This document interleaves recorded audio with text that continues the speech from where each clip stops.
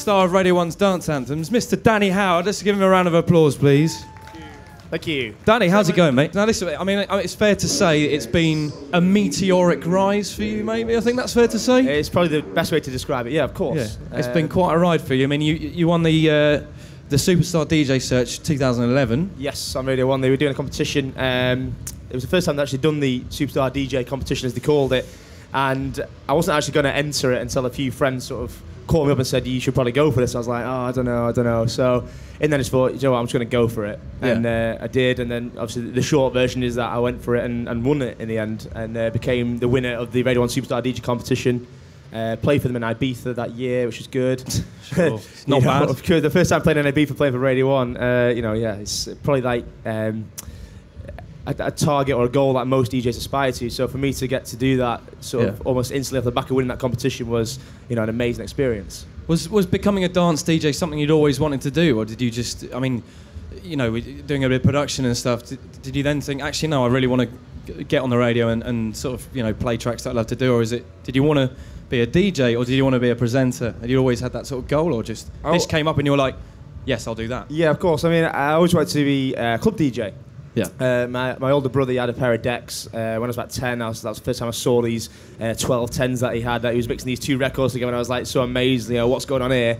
I want to do that, but I never actually pursued it until I went to uni. I was about 19, so about 5 years ago was when I actually started to learn to DJ. So it's not even that long ago. Yeah. And I always wanted to do it in a club. So the radio was never in my mind at all. But obviously, once I'd been to Radio 1 as part of the competition, I'd seen how it all worked, and saw sort of the mechanics behind how radio is behind the scenes, because people think that we just turn up and right, what should we play today? We just play these records and right, what should we say now? It's all quite pre-planned, and there's a lot of magic, as they call it, that goes behind putting a radio show on. It sounds quite cheesy, that, but and you don't quite understand the buzz that you get off doing radio until you do it. Yeah. So when I saw all that happen, I was like, this is something that I want to do. Getting a show on Radio 1 was never something that I imagined would happen. But I started after I won the competition. Started doing my own podcasts and stuff like that, just to sort of get a bit of practice and get a feel for it. So that's how I started. So that was your first sort of step into radio, was being on Radio 1. Have you done on Radio 1? Yeah, I've never done radio before. No, I just my first radio job was on Radio 1. So it's absolutely crazy, and it's lucky, but at the same time.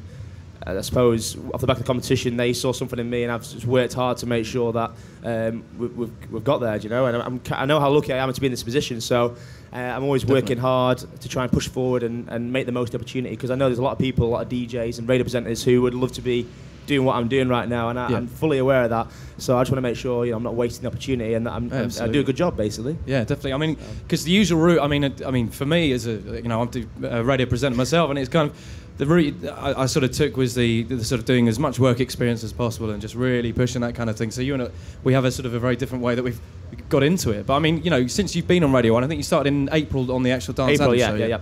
So I mean, what sort of advice can you give the guys, sort of, as far as radio presenting is concerned, the whole sort of passion, and how do you keep that going? Well, there's no set. I would say my story, the way I got into it, proves that there's no set way that you have to go about to get to radio, or be successful in radio. There's so many different angles and so many different ways and so many different routes in to do it. I mean, you can start your own podcasts at home, do your own, record podcasts. It's so easy nowadays. Just do it in your bedroom.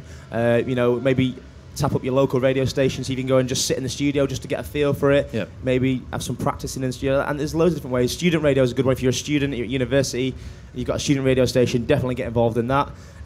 Since being on Radio 1, I've had the chance to go around to sort of different student radios, and it's so good to see the enthusiasm that people and the amount of work and hard effort that they put into making these student radio stations successful. But it's a great platform and a great way to learn the trade. So I would advise just any opportunity you get, take it and put 100% into it. Yeah, definitely. I mean, how did it feel when they came to you?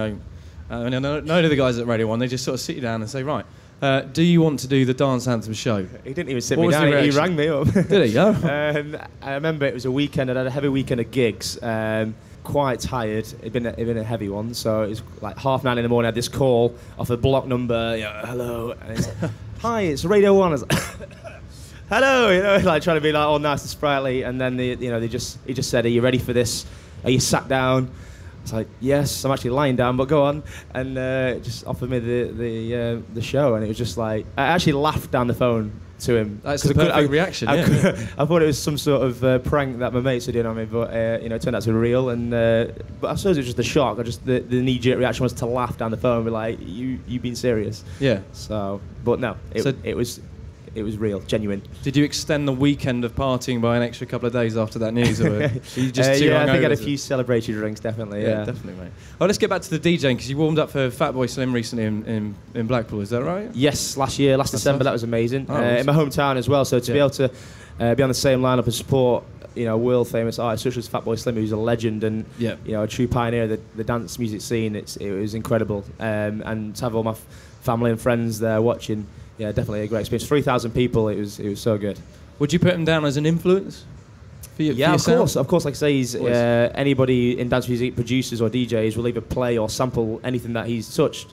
But the biggest influence for me is Eric Murillo. He's like he's like DJ God. I always say this when I do an interview. I feel like I'm repeating myself all the time, but I just love his style behind the deck. So much energy and enthusiasm, and so you can tell he's really loving what he's doing. Yeah. And I always wanted to be that person behind the deck. So he's my biggest influence. We were just talking about sort of the DJing and stuff. I mean, you played some big, fair to say, some big gigs. You played Mint Festival recently. Mint Festival, yeah, it was last weekend. It was the first time they did that. It was amazing. I was on after Eddie Halliwell, and if you've ever seen Eddie play, obviously he's quite full on, and he gets the crowd going. The crowd love him, and his last track he had like fireworks and pyrotechnics and everything going up, and I had to follow that, and I was like, oh god. But really good crowd, really good event. So I really enjoyed that. Did Ministry of Sound in Vegas as well? Yeah, this year it's crazy when you say it to me. I'm just like, really? Did I do that? Yeah. So I played in Vegas earlier in the summer at a pool party, and I played Ministry of Sound. That was good. It's just all these places that I just pinch myself when I'm there, going like, I'm really doing this. Yeah. Biggest gig yet though, the Teen Awards at Wembley yesterday. Yeah, 9,000 people. Doesn't sound very credible, but Wembley yesterday, 9,000 people. It was just like, again, looking out, thinking, oh my god, this is just like amazing. How has this happened? But that was amazing. That was a really good experience. Great stuff. And you're obviously making your own tracks as well. Now I don't know if the guy who was DJing last knew that you were on next. Yeah, the guy who was just DJing played my track. Yeah, that was good. That must feel quite nice. Yeah, definitely. That track was Send Out SOS, so it's like a house remake that I've done with my friend Kryder of the Sting classic Message in a Bottle. Yeah. It got released 10th of September. Got a top 10 on Beatport, so that was a first for me again. And so yeah, on the music side of things, it's sort of mirroring what's going on with radio and the DJ, and it's just all progressing. But there's a lot of hard work going behind it as well. So it's not just happening just like that. I'm really working hard to make sure that I'm making the most of this opportunity. So yeah, definitely. You've got 29. Is that out more recently than SOS? Is that 29 was like one of my first releases, like earlier in the year. That did all right. It got to about 33 in the Prog House chart, so I was happy with that. But since then, I've remixed for like Chicane, Ferry Corsten, Bingo Players Rattle did an official remix for that. Cedric Gervais Molly remixed that. I've got a new track coming out on Spinning. We've got a release date to be confirmed yet, but that's going to come out later on in the year as well. So yeah, the production-wise, the tunes are really coming good. So what's you've got what's the plan for future releases? I mean, how many tracks do you yourself you're working on for the year? Is it always a case of just thinking about time really at the moment, because it's been a hectic summer. So I'm just whenever I've got time at home, just get in the studio and work on some tracks. But it's just a balance really. But I think during the winter I'll have more time, so definitely more tracks in preparation for next summer. So I was obviously been doing this all weekend. I was lucky enough to talk to Nicky Romero on Friday. He was just saying that he's pretty much got his laptop with him wherever he goes, sort of thing. I mean, do you ever think that you should... no, I'm not saying you don't, of course, but do you ever think you should just sit there with every opportunity to be thinking of new loops, new samples and all this kind of stuff? You've got to be always on it. You've got to make the most of your time, When you're travelling, there's a good time to sort of catch up on things and work on things and progress with projects that you're currently working on. But because if you're always on the road and away from home and you can't be working on stuff, it still needs to be done, So you just about being organised. And unfortunately, I'm not very organised, but yeah, I try. Do you get much downtime? Yeah. But when I'm sort of chilling on the sofa, I think I've got it in my head that I need to work all the time. So after half an hour on the sofa watching TV, I feel like I'm wasting my time. I feel like I should be working, and I think that's a bit of a problem that I've got at the moment. have this thing, this obsession with work. Yeah. But it's a good thing because at this point in my career, I need to be working hard. So it's all good. Are you into? I mean, basically, we got some obviously people making their own tracks here. Definitely, what advice could you give to them about, getting their tracks to get played on your show? I mean, what's the best way to as well? The thing with my show on Radio 1, it's all about playing the tunes that are big in the clubs that have already got heat behind them. So in terms of new music and new tracks, my show is probably not the right show for that. Okay. There are shows on Radio 1 like Hugh Stevens, Zane Lowe, obviously Pete Tong, Annie Mac. They're the people that will play all the new stuff. Yeah, we do play new stuff, of course, but it's because it's got a more of a commercial edge to it.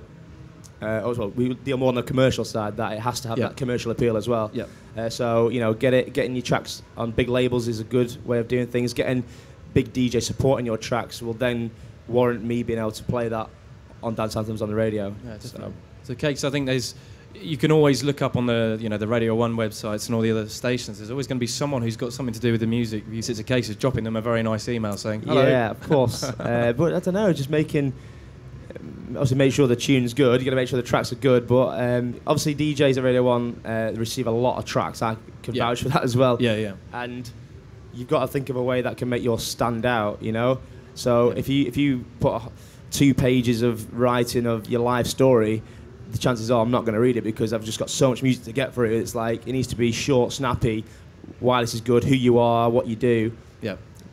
Take a listen to this. Let me know what you think, and that's probably the best way to do it. So definitely make note of that one. Write that one down. Definitely. So what's the rest of the year got planned? Have you got Christmas, New Year's gigs? Yeah, loads of gigs coming up for the rest of the year. All UK based, which is good because I've spent the whole summer. I've been lucky enough to go to so many different countries, which is amazing playing. So all UK based. Basically, just going to make sure the radio show is progressing, working hard on that, and the productions really just right up till the end of the year. So nice one. All good. Great stuff. Well, listen, Danny, thank you very much for joining us today. Guys, we're going to sort of hand over to you. If there's anyone who wants to ask a question for Danny, as I say, I'm going to run into the...